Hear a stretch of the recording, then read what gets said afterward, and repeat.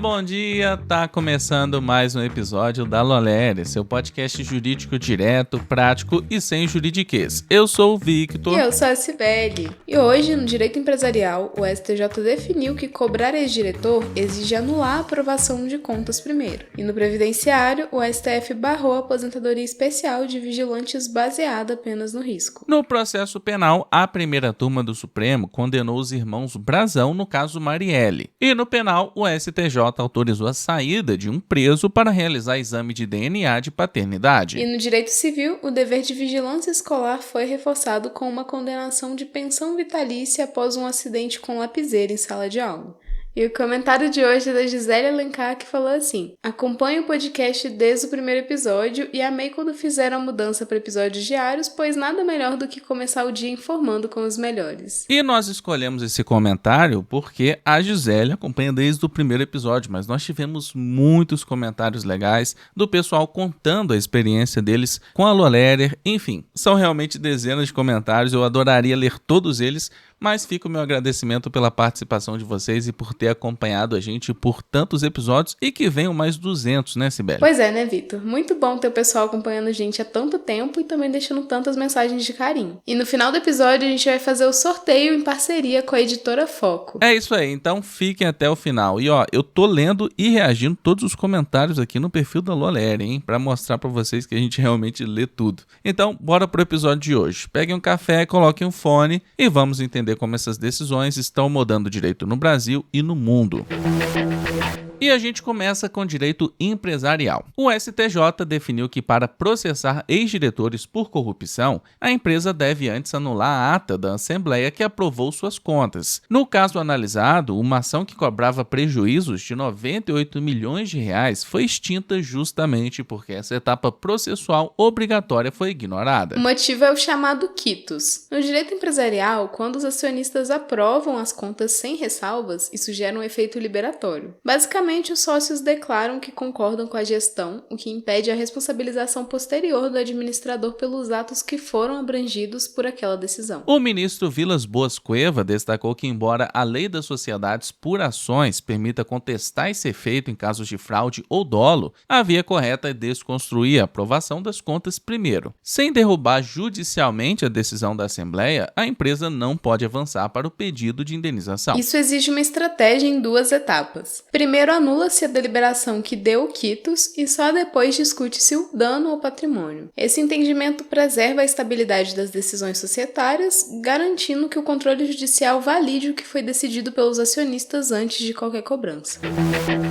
E vamos agora com o direito previdenciário. O Supremo Tribunal Federal concluiu o julgamento do tema 1209 e decidiu que a atividade de vigilante, mesmo com uso de arma de fogo, não dá direito à aposentadoria especial no INSS apenas pelo risco da função. A Corte analisou se a periculosidade seria suficiente para o benefício, ou se o enquadramento dependeria da exposição a agentes nocivos à saúde. Venceu o voto do ministro Alexandre de Moraes, que entendeu que o risco à integridade física não é um critério constitucional para aposentadoria especial após a reforma da Previdência de 2019. Para o Supremo, a regra exige a exposição efetiva a agentes químicos, físicos ou biológicos, vedando a concessão por simples categoria profissional ou ocupação. Juridicamente, o tribunal se baseou no artigo 201 da Constituição. A norma atual só permite requisitos diferenciados para segurados com deficiência ou que atuem em condições efetivamente prejudiciais à saúde. Como o risco não foi tratado como critério autônomo, o benefício baseado na periculosidade no regime geral de previdência social fica afastado. A decisão tem repercussão geral, o que significa que ela deve ser seguida por todas as instâncias do país. O relator ministro Nunes Marques ficou vencido ao defender que o risco permanente deveria permitir o reconhecimento do tempo especial, mas a tese fixada agora deve orientar o desfecho de inúmeras ações judiciais e requerimentos administrativos.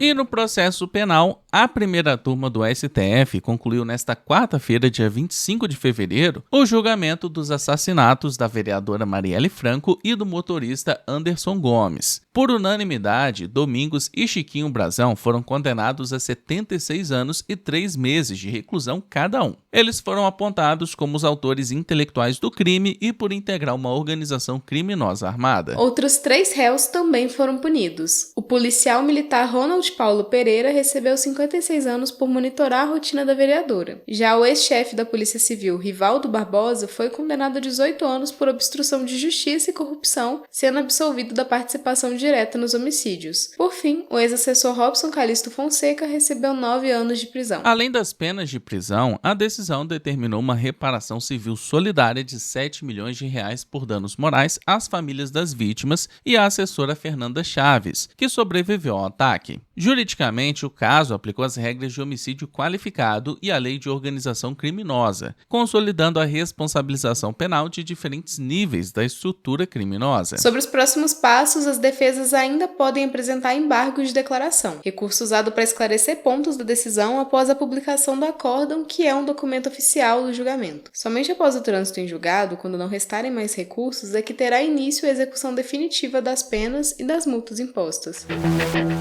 E vamos com o direito penal. O ministro Rogério Schietti, do STJ, autorizou que um preso de uma unidade da APAC saia temporariamente para realizar um exame de DNA de paternidade. O pedido havia sido negado em Minas Gerais sob o argumento de que a lei só permite saídas em casos específicos, como doenças graves ou falecimento de parentes. Para o ministro, o direito de conhecer a origem genética é um direito da personalidade, ligado à dignidade humana. Como o suposto pai tem idade avançada e saúde frágil, havia um risco real de perda definitiva da prova biológica caso o exame não fosse realizado com urgência. A decisão também aplicou o princípio da isonomia, que busca a igualdade de tratamento. Schietti destacou que se o Estado usa o DNA para identificar condenados por segurança, não pode negar a mesma tecnologia quando ela serve para efetivar um direito básico do preso. O entendimento mostra que direitos essenciais podem permitir saídas além do que está escrito literalmente na lei, desde que haja urgência. No caso, o regime da APAC e o caso de escolta garantem que o deslocamento ocorra sem comprometer a segurança pública.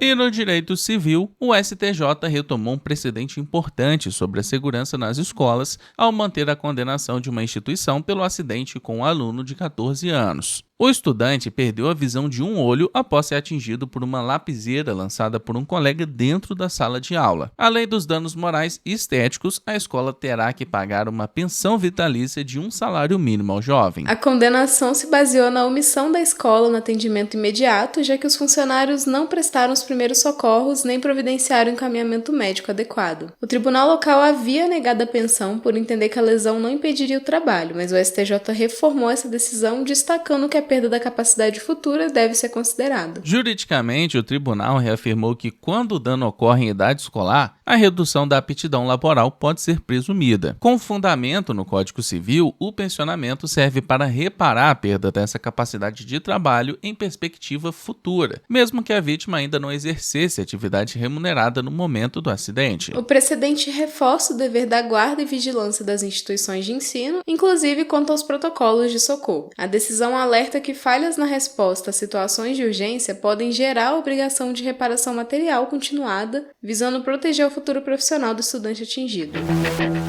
E agora a gente vai fazer um giro pelas principais matérias empresariais e tributárias. O plenário do Senado aprovou ontem, dia 25, o PLP 14 de 2026, reduzindo alíquotas de PIS, PASEP e COFINS para indústrias químicas e petroquímicas no REIQ, em caráter transitório até 2027. A proposta prevê limites de renúncia em 2026 e segue a sanção presidencial. A Câmara dos Deputados aprovou ontem projeto que institui o REDATA, regime especial para implantação ou ampliação de data centers no país, prevendo suspensão de tributos federais na aquisição e importação de bens e serviços por prazo determinado, condicionado ao cumprimento de requisitos e contrapartidas. O CARF manteve a autuação contra pessoa física em caso relacionado à Operação Canal Seguro, envolvendo em tese a emissão de notas fiscais sem efetiva prestação de serviços com possível finalidade de distribuir lucros sem tributação. O entendimento tende a reforçar a fiscalização sobre simulações e planejamento abusivo.